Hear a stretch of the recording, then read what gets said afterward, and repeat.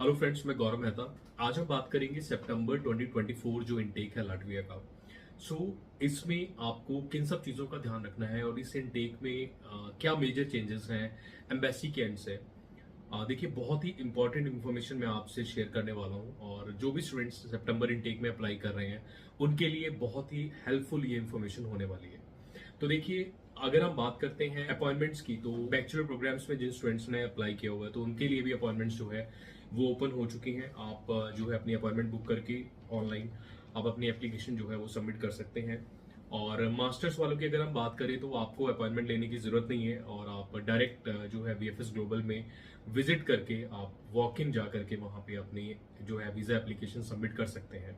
और visa processing time की हम बात करें तो अभी जो वीजा प्रोसेसिंग टाइम है वो 1 से 2 हफ्ते तक का जो वीजा प्रोसेसिंग टाइम जो है एम्बेसी ले रही है। स्पेशली जो मास्टर वाले केसेस हैं तो उनका 8 से 10 दिन के अंदर जो है डिसीजन आ जा रहा है। बहुत ही क्विक डिसीजन है क्योंकि विदाउट इंटरव्यू है, इंटरव्यू फेस नहीं करना है मास्टर्स वालों को एज यूजुअली जैसे पिछले इनटेक्स में था।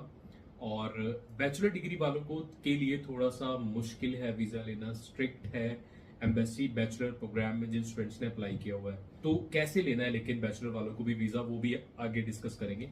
बाकी बैचलर डिग्री में जिन स्टूडेंट्स ने अप्लाई किया हुआ है उनका जो प्रोसेसिंग टाइम है वो करीबन 15 से 20 दिन का है। तो अब हम बात करते हैं क्या जो चेंजेस हैं, जो रिक्वायरमेंट्स में क्या चेंजेस हैं। जो मेजर जो चेंज है वो है गैप को लेकर के। अगर आपकी एजुकेशन में गैप है तो आपको जो है उस गैप को जस्टिफाई कर कर ही अपनी एप्लीकेशन लगानी है।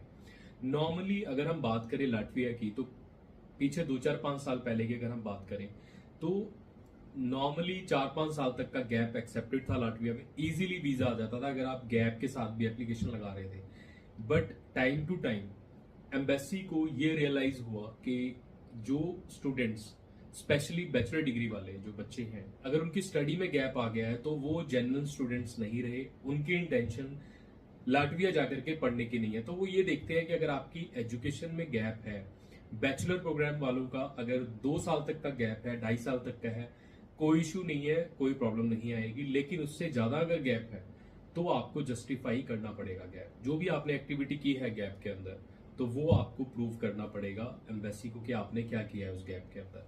और मास्टर्स वालों के लिए जो है 3 4 साल से ज्यादा का गैप है तो आपको जस्टिफाई करना पड़ेगा। आपने कहीं पे जॉब किया है, कोई स्टडी आपने की है या कोई आप एग्जामिनेशन के लिए प्रिपेयर कर रहे थे, तो जो भी आपने ड्यूरिंग द गैप किया है वो आपको जो है शो करना पड़ेगा एम्बेसी को। गैप को लेकर के आपको थोड़ा सा काम करने की जरूरत है अपनी जो है वीजा एप्लीकेशन पे।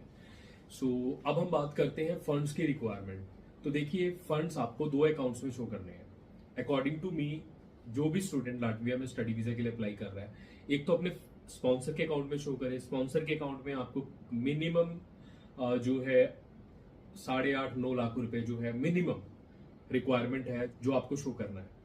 और अपने अकाउंट में आप करीबन 2 3 लाख 4 लाख आप अपने अकाउंट में भी आप शो कीजिए। तो आपके पास करीबन जो है 12 से 14 लाख रुपए आपके पास होने चाहिए टोटल शो मनी के लिए, ताकि जो है वीजा ऑफिसर सेटिस्फाई हो सके कि आपके पास सफिशिएंट फंड है। ये मिनिमम रिक्वायरमेंट मैं आपको बता रहा हूं। इससे ज्यादा अगर आप शो कर रहे हैं तो वो और भी ज्यादा बेटर होगा आपके वीजा के लिए।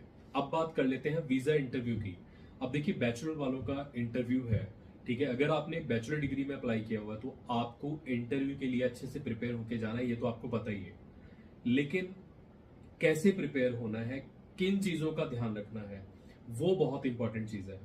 तो अब आप देखिए, जब भी स्टूडेंट अप्लाई करता है एसओपी आप लगाते हैं जिसको स्टेटमेंट ऑफ पर्पस कहा जाता है, या आप कवर लेटर लगाते हैं, ठीक है, जिसमें आप अपनी डिटेल्स आप प्रोवाइड करते हैं, अपनी पर्सनल डिटेल्स, अपनी फैमिली के बारे में, अपनी एजुकेशन के बारे में, अपनी वर्क हिस्ट्री के बारे में, अपनी अचीवमेंट्स के बारे में, लाटविया में आप स्टडी क्यों करने जा रहे हैं, पर्टिकुलर कोर्स में आप क्यों एनरोल हुए, आपने क्यों सेलेक्ट किया इस कोर्स को, आपने इस यूनिवर्सिटी को क्यों सेलेक्ट किया, फ्यूचर प्लान एंड ऑल, ये सारी डिटेल्स आप जो है अपनी एसओपी में प्रोवाइड करते हैं। तो जो भी डिटेल्स आपने प्रोवाइड की हैं आप एज इट इज उसी के अकॉर्डिंग इंटरव्यू में प्रिपेयर होकर के जाए।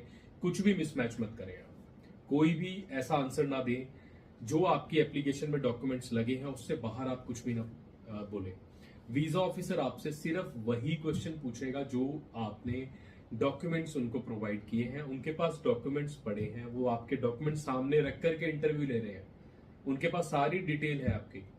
तो आपने जो भी डिटेल उनको प्रोवाइड की है आप उसी के अकॉर्डिंग जो है आप उनको आंसर दें। सो इन सब चीजों का आपको खास ध्यान रखना है। और बाकी चेकलिस्ट जो है स्टूडेंट वीजा की वो वीएफएस ग्लोबल की साइट पे आपको मिल जाएगी।